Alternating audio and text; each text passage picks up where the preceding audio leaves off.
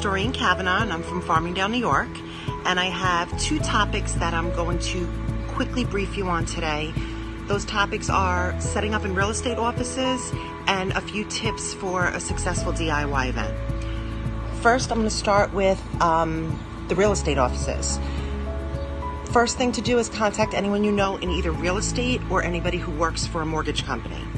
Ask them if you could speak at their next office meeting. Most of those offices usually do weekly meetings, so they're always looking for guest speakers, so that's usually a great way to get in.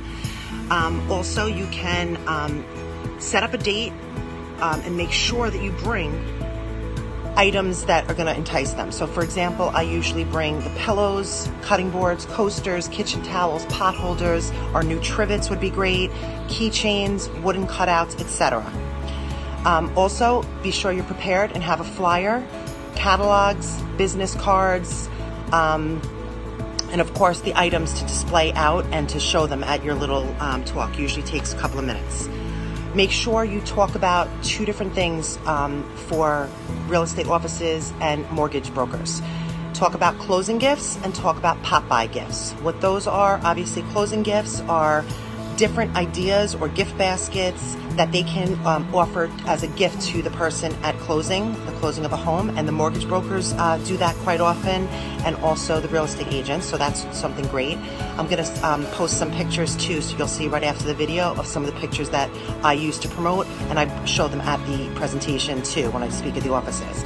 Another thing that you can promote are pop-by gifts. Real estate agents use this term quite often.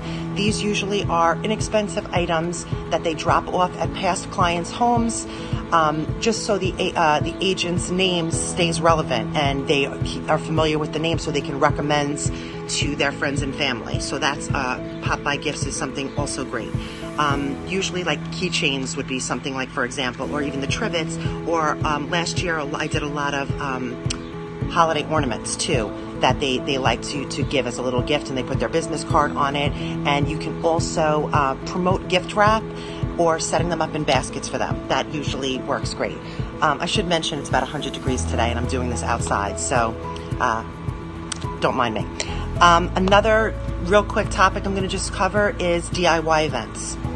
A few tips for having a successful DIY event is promote it on social media. That's a great way that you can get your name out there and promote the idea.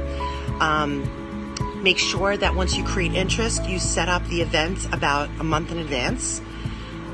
As soon as you set up the date, set it up as an event on Facebook and post pictures of, again, I'm going to post some pictures after this video that you can see what people do for the DIY events. So for example, wreaths, shadow boxes, items painted, items just added to a ribbon. Some of them, post pictures in dorm rooms with school coming up. That's a great way to promote it also. Also, make sure you always set a deadline, set it up a month in advance, and usually set up a deadline to pre-order 2 weeks in advance. Always also establish a maximum number of guests. Usually, depending on the space, I usually say either 15 or 20 maximum. That puts a sense of urgency on the people to order before it's sold out. So that usually works out really good too.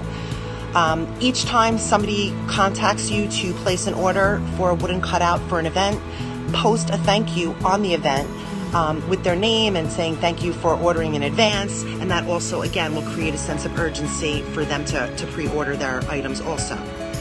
Last but not least, post reminders 2 to 3 days before the deadline, and then the day before, etc. And each time you post, you're going to create interest and have hopefully more people want to add.